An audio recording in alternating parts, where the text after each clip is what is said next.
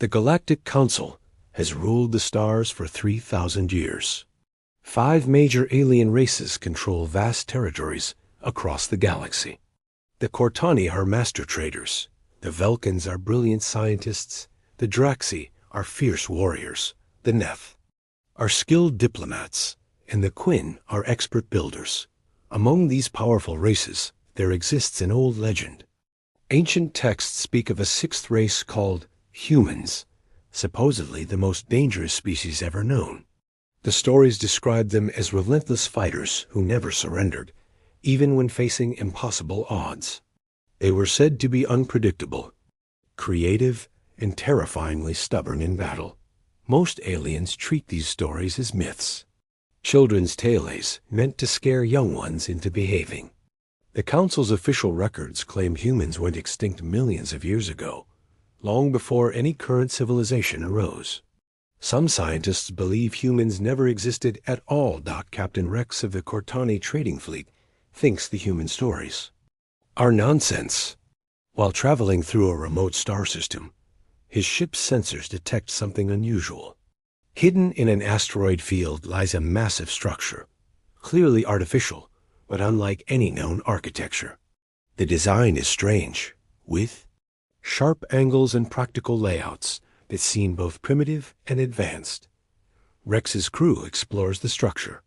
They find it filled with strange symbols, images of bipedal creatures, and what appears to be some kind of weapon storage facility. The technology is old but sophisticated. Most shocking of all, they discover frozen bodies, the mythical humans. Were real. The crew takes samples and records back to the Council. The discovery causes chaos among the alien leadership. If humans were real, how powerful were they? Why did they disappear? And most importantly, are any still alive? Meanwhile, deep in the outer rim of the galaxy, something begins to stir. Ancient sensors, dormant for millennia, suddenly activate. A signal spreads through hidden networks, reaching places the Council never knew existed. The humans are about to wake up. News of the human discovery spreads quickly through the galaxy. The 5 races of the Council grow suspicious of each other. Each species wants to claim human technology for themselves. The Draxi believe human weapons could make them unstoppable. The Vulcans want to study human science. The Cortani see profit in human artifacts. Tensions rise rapidly. Trade agreements collapse. Border disputes escalate into skirmishes. Within months, the galaxy erupts into the largest war in 3,000 years. The Great Council War splits the 5 races into bitter enemies. The fighting is brutal and widespread.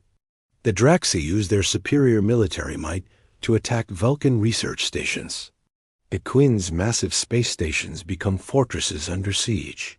The Neth try desperately to negotiate peace, but their diplomatic efforts fail. The Cortani profit by selling weapons to all sides. Fleets clash in massive space battles. Entire star systems become battlefields. Billions die as the war spreads across hundreds of worlds. The careful balance of galactic civilization crumbles in mere months. Commander Vale of the Draxi military leads a major offensive against a Cortani stronghold. During the battle, her fleet discovers another human site, this one much larger. It appears to be some kind of military base, hidden deep inside a gas giant's rings. Vale's forces fight their way into the structure, battling Cortani defenders. The facility is vast, containing thousands of strange human vehicles and weapons. But as they explore deeper, something goes wrong. Ancient security systems activate. Doors seal shut. Warning lights flash. Then they hear it, a deep, resonating alarm that seems to echo through space itself. The sound is unlike anything any alien has heard before. It's not just an alarm, it's a call to arms.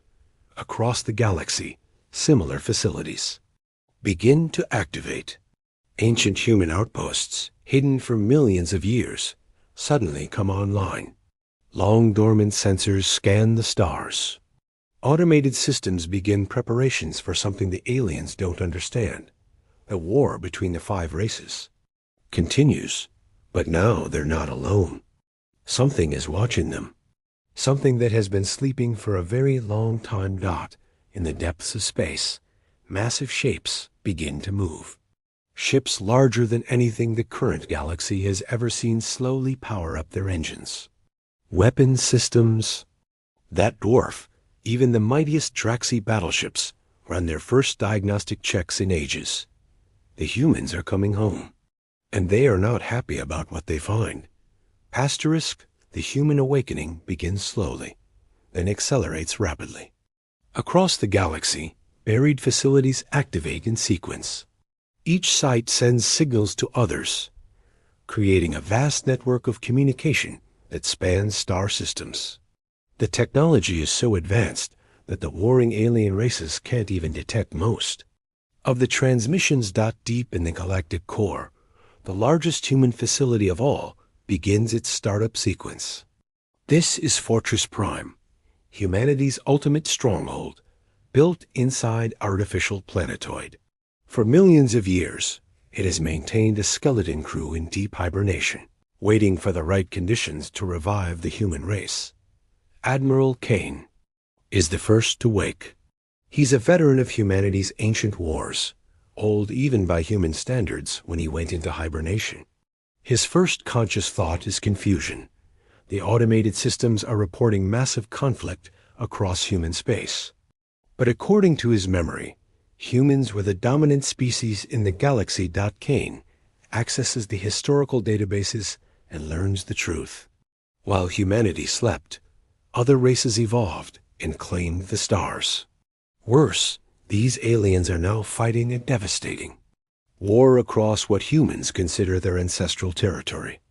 The conflict has already destroyed several human monuments and research stations.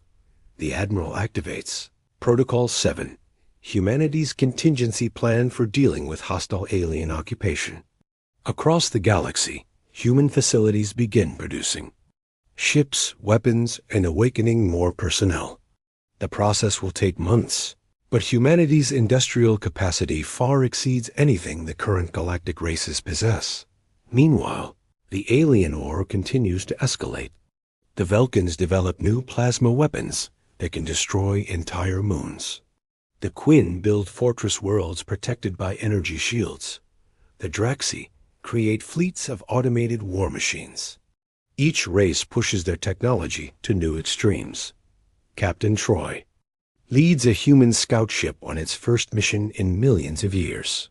His job is simple: observe the aliens and assess their threat level. What he finds disturbs him greatly. These species are more advanced than expected. They've colonized thousands of human worlds and built cities where human colonies once stood. Troy's ship intercepts alien communications and learns about their war. The aliens are fighting over human artifacts, treating human civilization like ancient treasure to be looted. They speak of humans as myths and legends, showing no respect for human achievements. The scout ship returns to Fortress Prime with detailed intelligence. Admiral Kane reviews the data and makes a fateful decision. These aliens have invaded human space, destroyed human sites, and are now fighting wars over human property. According to every human law and military protocol, this is an act of aggression that demands response. Kane activates Protocol 0, Total War Authorization. Every human facility receives the same message: hostile alien occupation detected. Human sovereignty violated. Authorization granted for complete territorial reclamation. No mercy, no compromise. Take back what's ours. Across the galaxy, massive human shipyards begin working at full capacity. Weapons that were theoretical concepts when humans went to sleep become reality. Ships designed for fighting wars on galactic scales roll off production lines. Soldiers who went to sleep as humanity's finest warriors wake up to find their services needed again. The alien races continue their war, unaware that they've awakened something far more dangerous than any of them. They fight over the scraps of human civilization, not realizing they're about to face its full fury. In the outer rim, long-range sensors detect the first signs of human activity. Strange energy signatures appear near ancient sites. Unidentified. Ships move through space using technology beyond alien understanding. Something is building up for war. The humans are no longer just waking up. They're preparing to take back their galaxy. 6 months after the first awakening, humanity reveals itself to the galaxy. It doesn't happen gradually. It happens all at once, everywhere, without warning. The alien races are deep in their war when human fleets suddenly appear in dozens of star systems simultaneously. The ships are massive, sleek, and completely unknown. They move with precision that suggests advanced AI coordination, but energy signatures indicate living crews aboard. General Max commands the human fleet that appears in the Draxi home system. His ships take position around Draxi Prime, not attacking, but making their presence unmistakably clear. When the Draxi military scrambles to respond, they find their weapon systems mysteriously disabled. Human technology jams their targeting. Computers and disrupts their engines. The first official contact comes as a broadcast to all alien civilizations. Admiral Kane's message is simple and terrifying.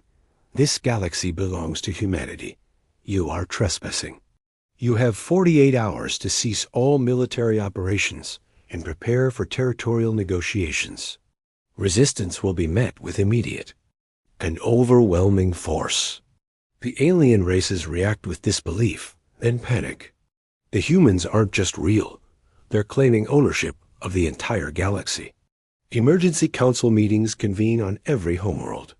Military advisors struggle to assess human capabilities based on the brief display of technology. The Draxi, being warriors, respond with predictable aggression. Fleet Commander Vex orders an attack on the human ships orbiting Draxi Prime. It's a catastrophic mistake. The moment Draxi weapons fire, human ships respond with devastating efficiency. Draxi battleships are disabled in seconds, their weapons melted by precisely targeted energy beams. Not destroyed, disabled, with crews left alive but helpless. Similar scenes play out across multiple systems. Alien fleets that attack human ships are systematically neutralized without casualties.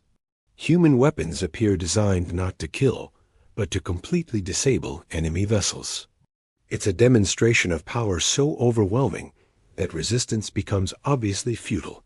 The Vulcans, being scientists, try a different approach.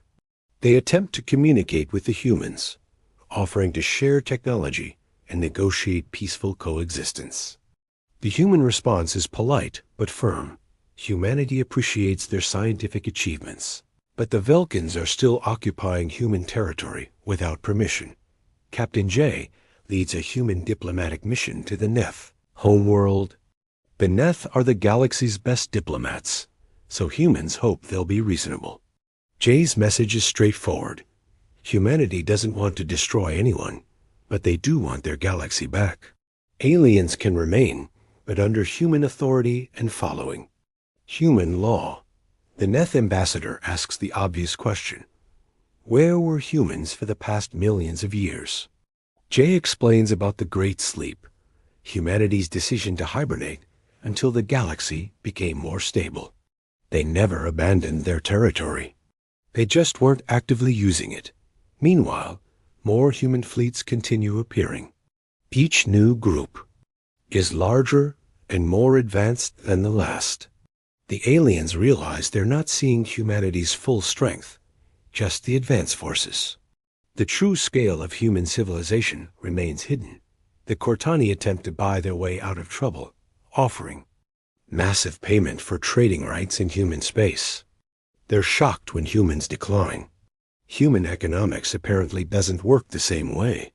Money means nothing to a civilization that can build fleets this advanced. The Quinn try fortifying their positions, building stronger shields and bigger weapons.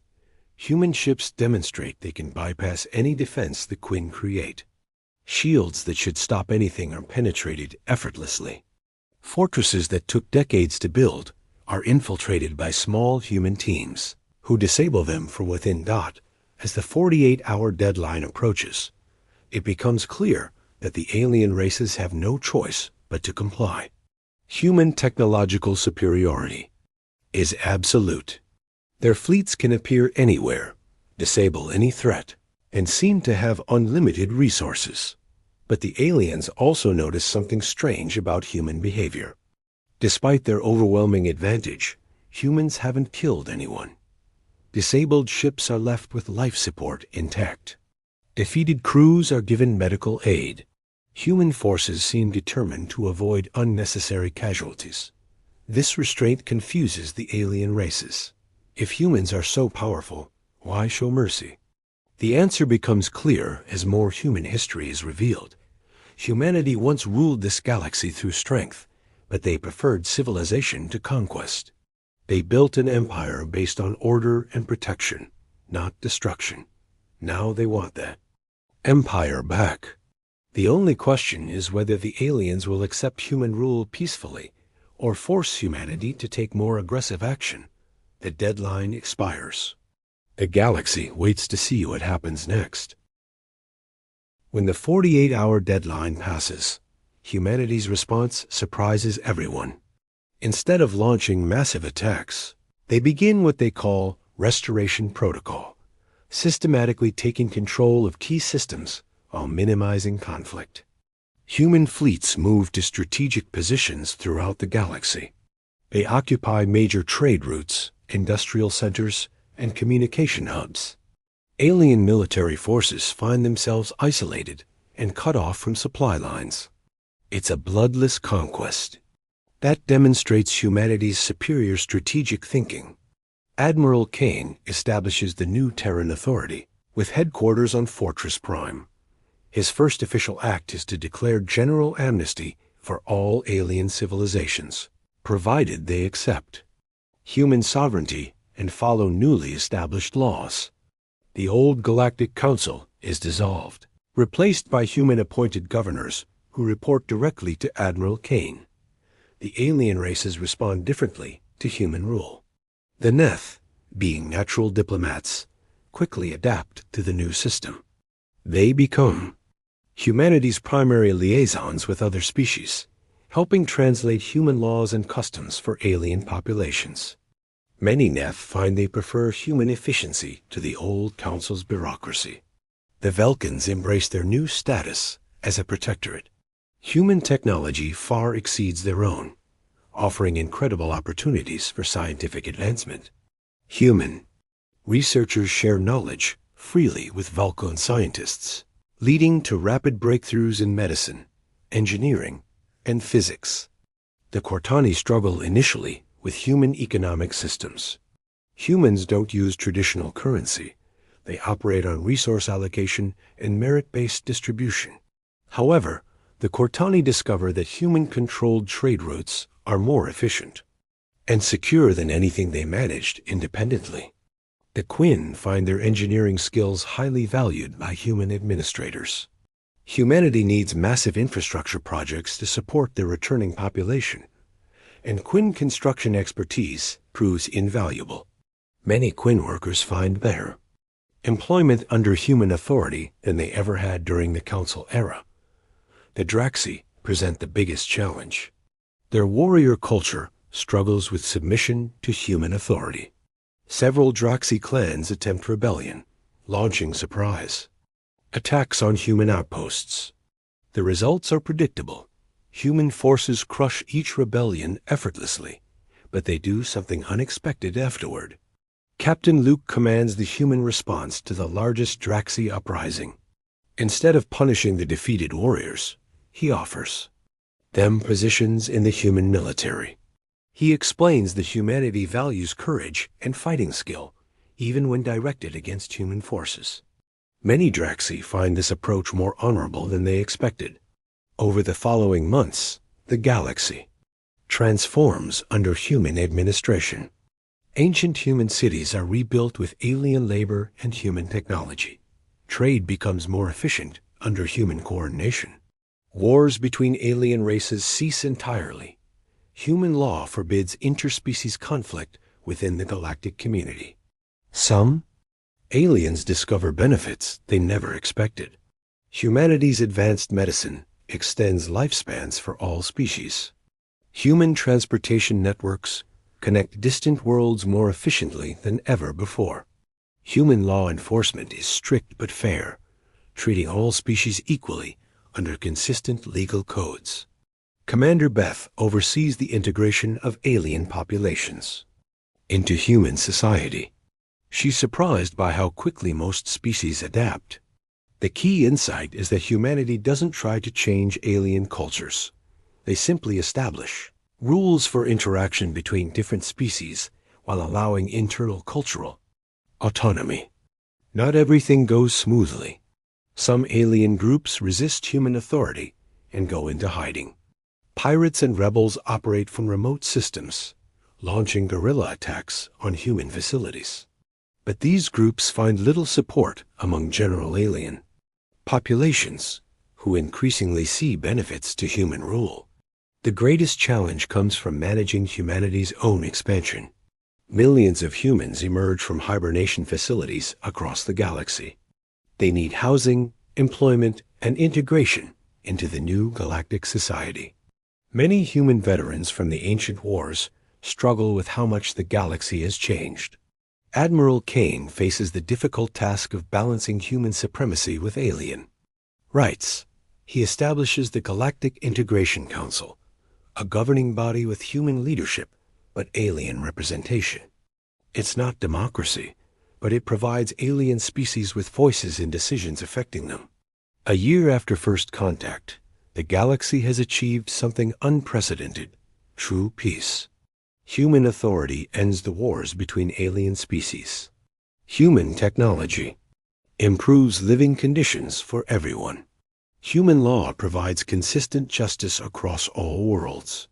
The old legends about humans were partially correct. They were indeed dangerous when threatened. But the stories missed humanity's greatest strength: their ability to build stable, lasting civilization. They didn't just conquer the galaxy. They organized it better than it had ever been organized before. As Captain Alex surveys the rebuilt human colony on New Terra, he reflects on humanity's return. They didn't come back as destroyers or conquerors. They came back as rulers, stern but fair, powerful but merciful. The galaxy that awakened them with its wars has been transformed into something better. The human myth was real, and the galaxy is better for it.